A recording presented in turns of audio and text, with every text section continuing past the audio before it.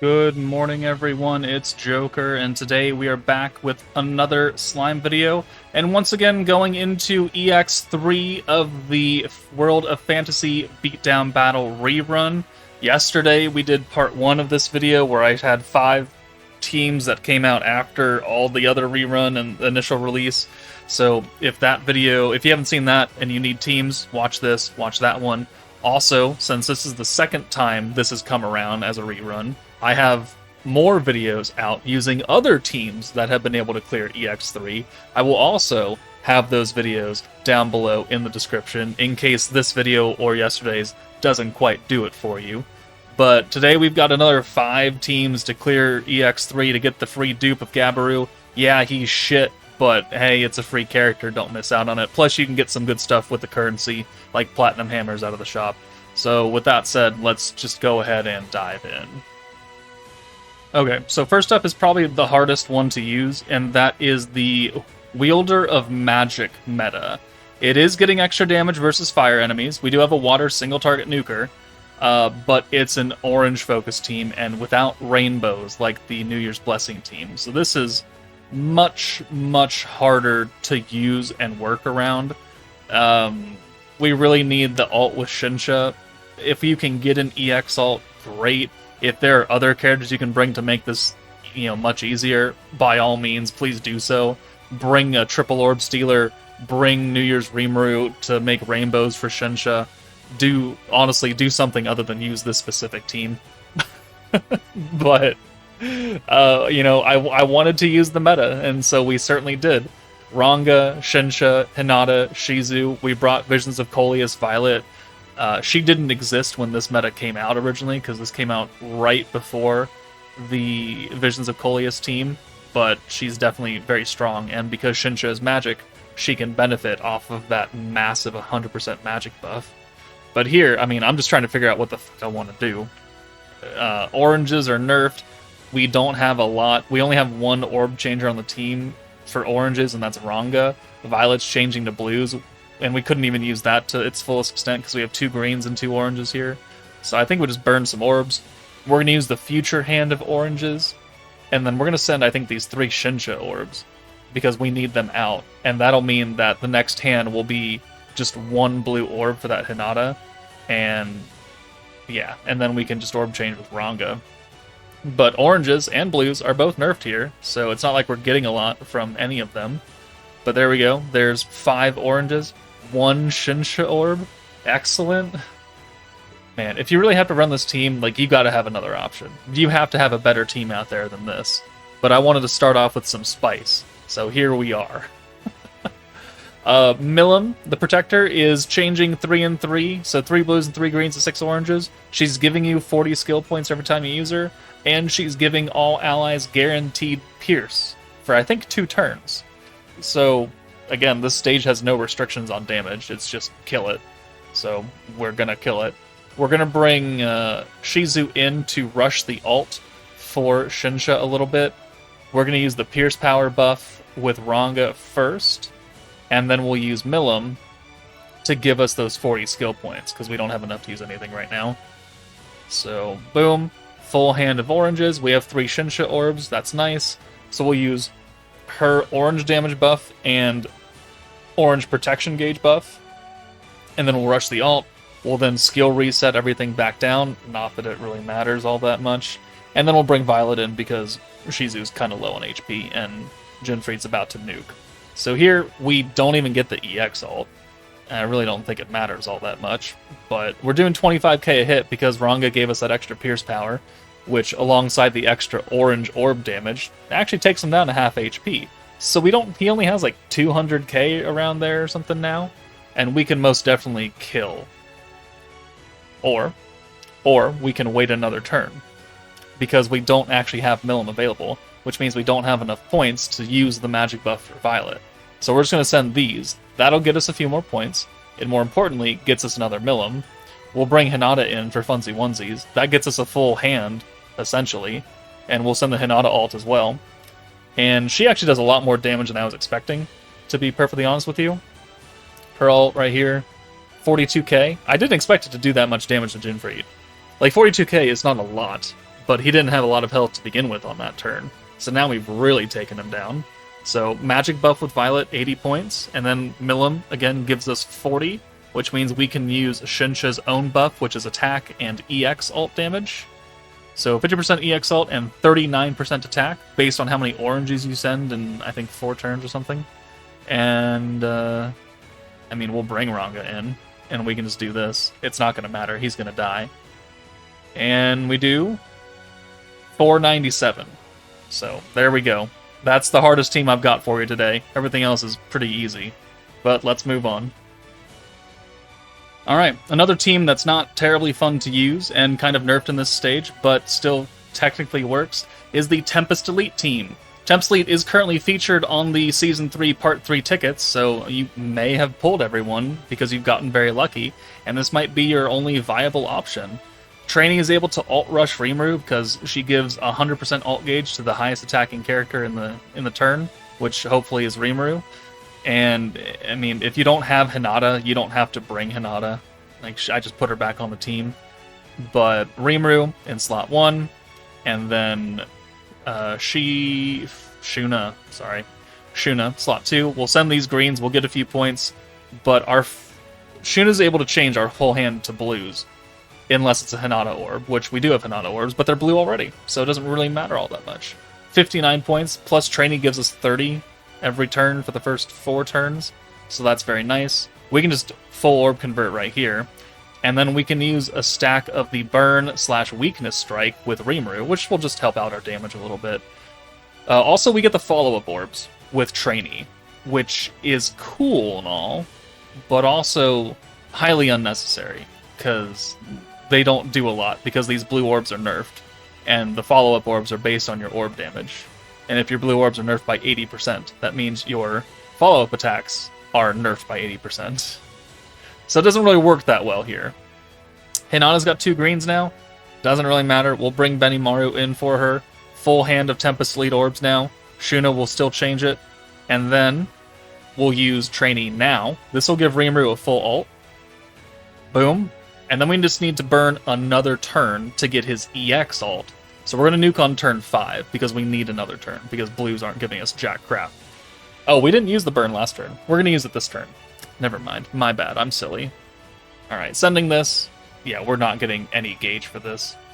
4,400 a hit, and then the follow-ups will do 50% of that, so 2,200 a hit. That's magical damage right there. Yeah, look at that. So incredible. So amazing. But we do have Gopta.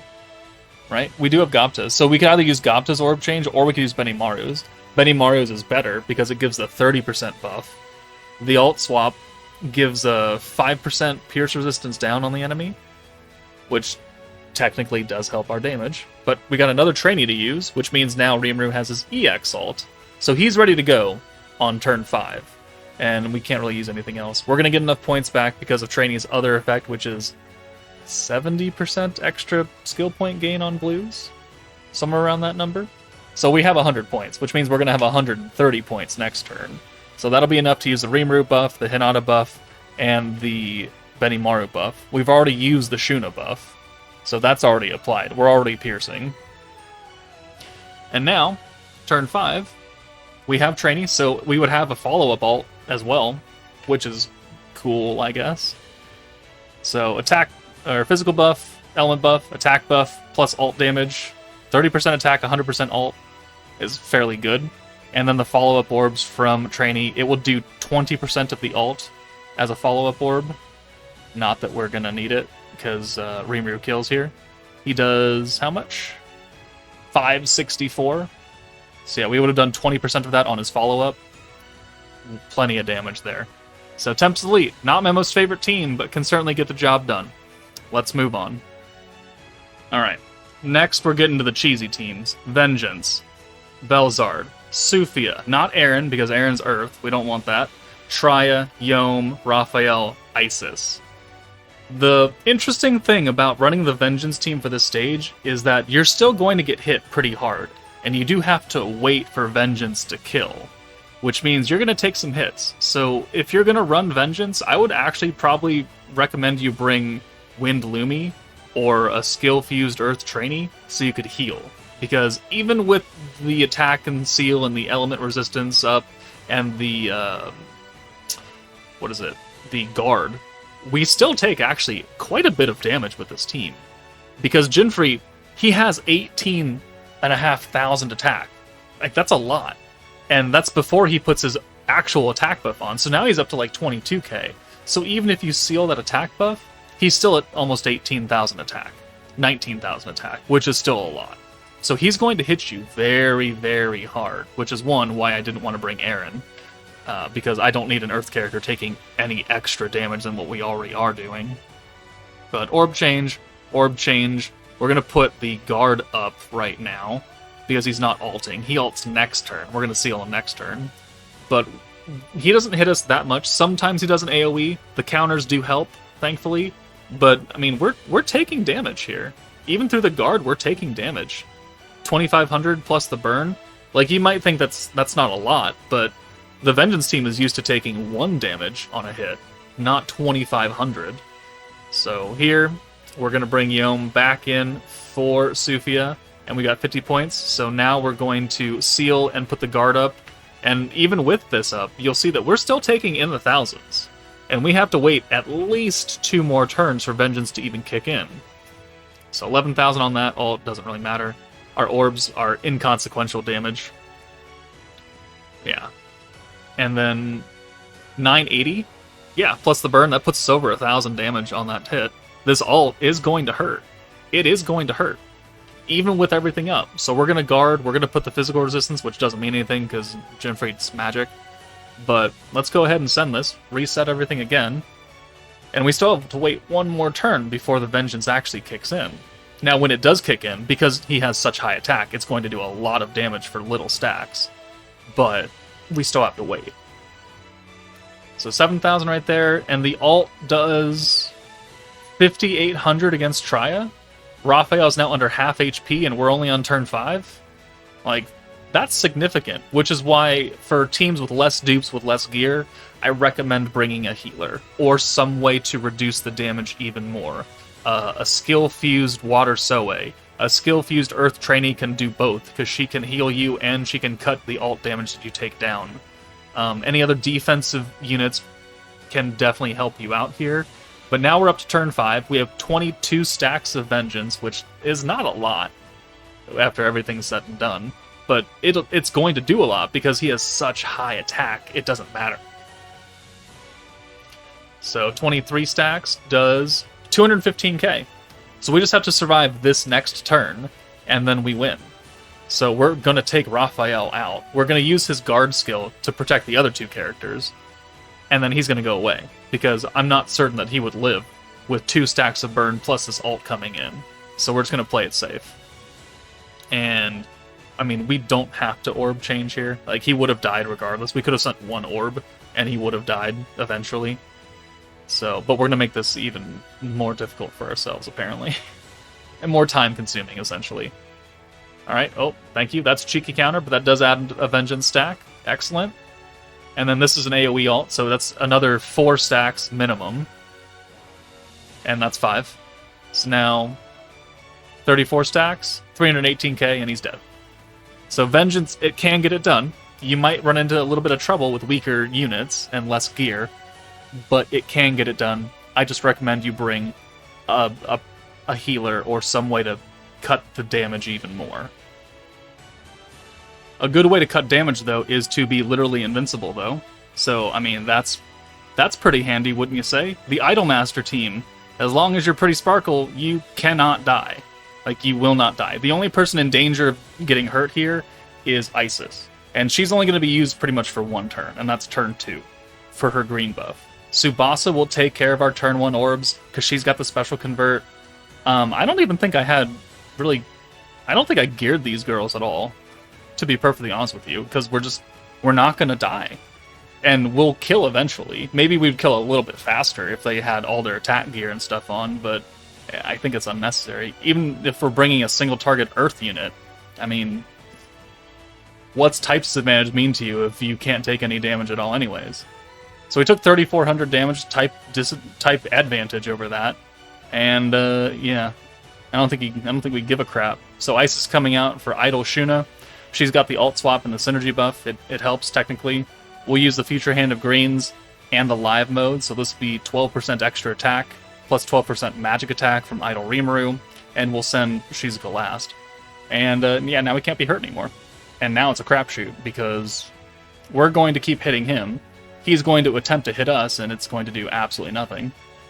And there's our Future Hand of Greens kicking in, so we just need to alt swap, use the Shizuka buffs. We're going to heal herself back up to max, because she's the only one that took damage. And then we'll get more stacks in. So, I mean, if you have the Idolmaster team, it's a green-focused team. It's going to work very, very well in this stage. And probably, it actually works better than Vengeance here, specifically. Because Vengeance, as we just saw, it can take damage. You can die with Vengeance on this stage, surprisingly. If I do Inferno 3 Vengeance, we're actually going to have to think a little bit. But this turn, we have 3 alts, but Shuna only swaps 2 orbs. So we're going to take Mirai out. She's Earth, and whatever, it's fine. That brings in a green. Then we'll use the double alt swap here, and then we'll use Rimuru. And I think we nuke next turn, turn 5, with an EX alt for Shuna and a normal alt for Shizuka. And we just continually ramping up our damage while literally staying invincible the entire time. So we took 1 hit this entire run that actually did damage to us. Alright, but there's 100 points. We can bring Tsubasa in. Well, we brought her in now. But she has a 40% attack buff now, because we got hit 3 times by his AoE ult, and that gave us a 30% buff. It's 131 for Shizuka, and 196 for an EX ult with Idol Shuna. Remember, I don't think they have attack gear on. They might. I don't actually know. I didn't check. But there's the Idols, clearing EX2.